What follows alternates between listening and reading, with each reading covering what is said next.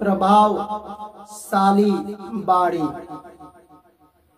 प्रभावशाली बाणी बोलने के लिए 3 चीजों की आवश्यकता पड़ती है।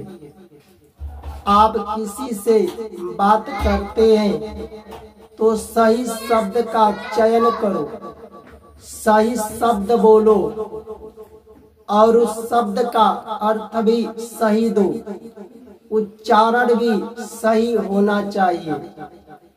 इन तीनों में आप सही शब्द बोलते हो, उसका अर्थ भी सही देते हो, उच्चारण भी सही देते हो, तो सही शब्द में, अर्थ में मधुर वाणी होना चाहिए, उसमें मिठास होना चाहिए।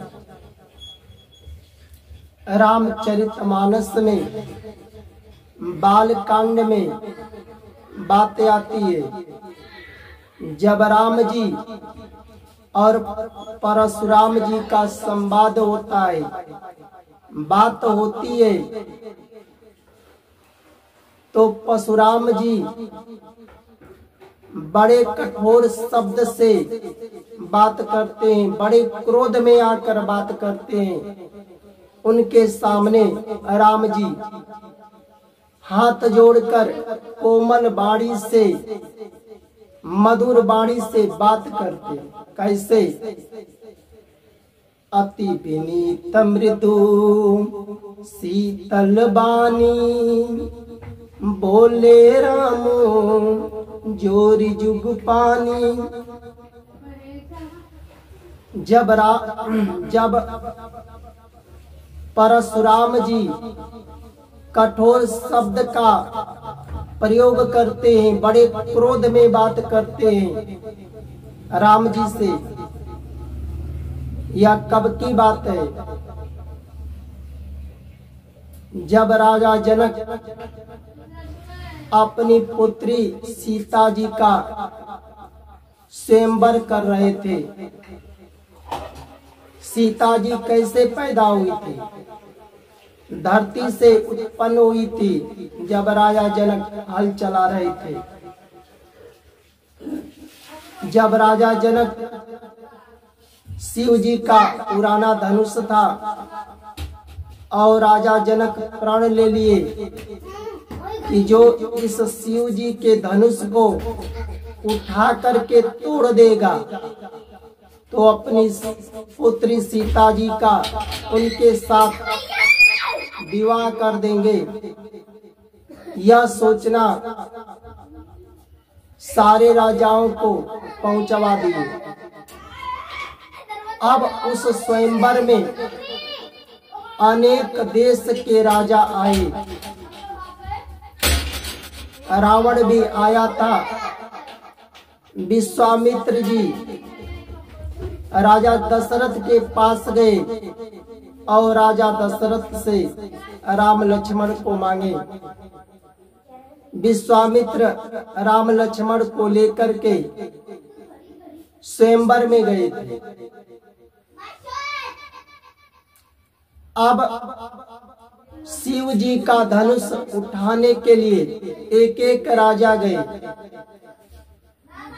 पर कोई भी राजा उस शिव जी के पुराने धनुष को थोड़ा भी हिला नहीं पाए।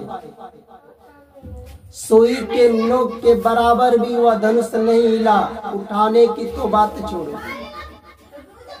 देश के जितने राजा गए थे, अन्य देशों के जितने राजा गए थे, सब लोग हार गए उठाते उठाते, पर उठा किससे नहीं।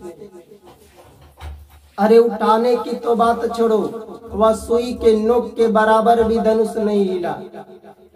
रावण भी बहुत शक्ति बल लगाया, पर वह हिला भी नहीं।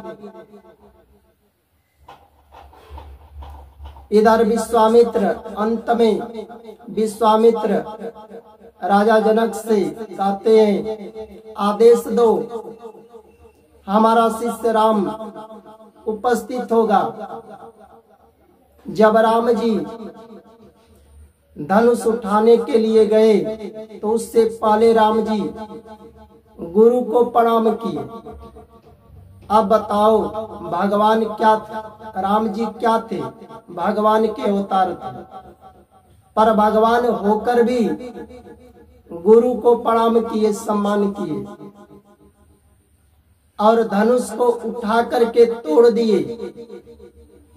धनुष कब उठा और कब टूटा, सिर्फ टूटे हुए को सब लोग देखे।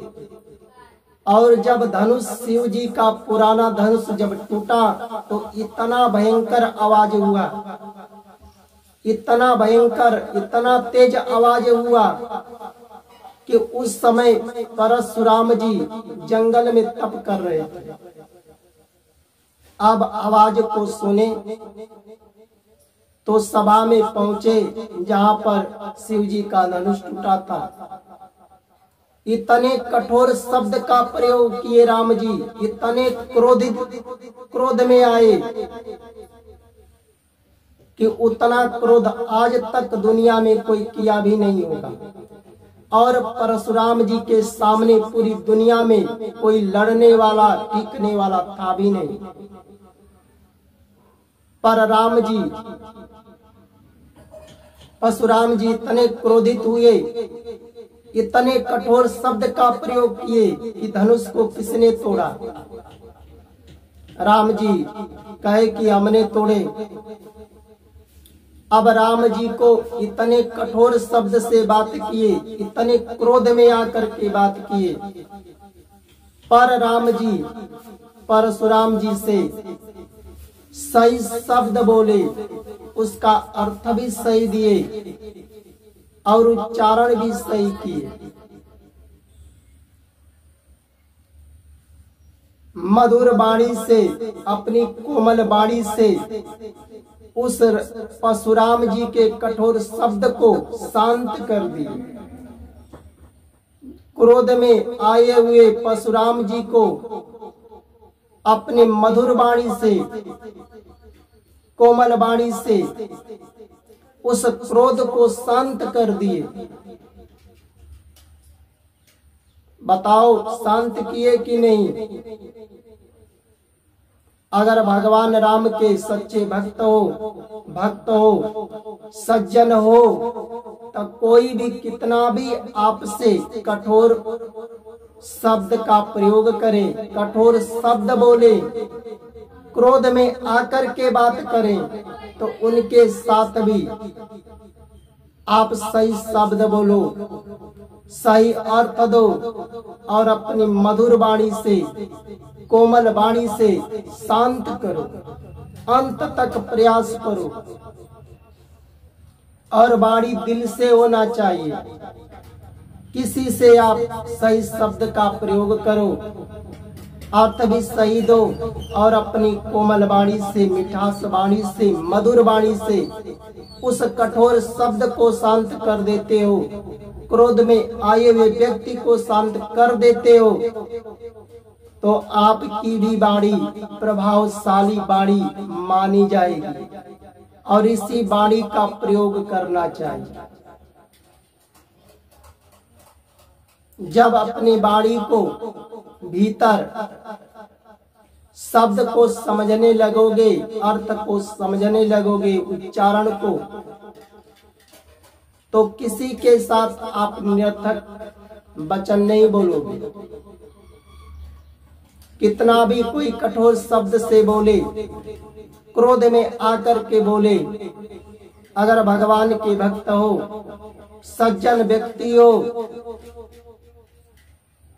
तो उनके साथ भी मधुर वाणी बोलो, मिठास वाणी बोलो, कोमल वाणी से उस कठोर को शांत कर दो, क्रोध में आए हुए व्यक्ति को शांत कर दो, तो आपका वाणी प्रभावशाली वाणी है। जय जय भगवान है।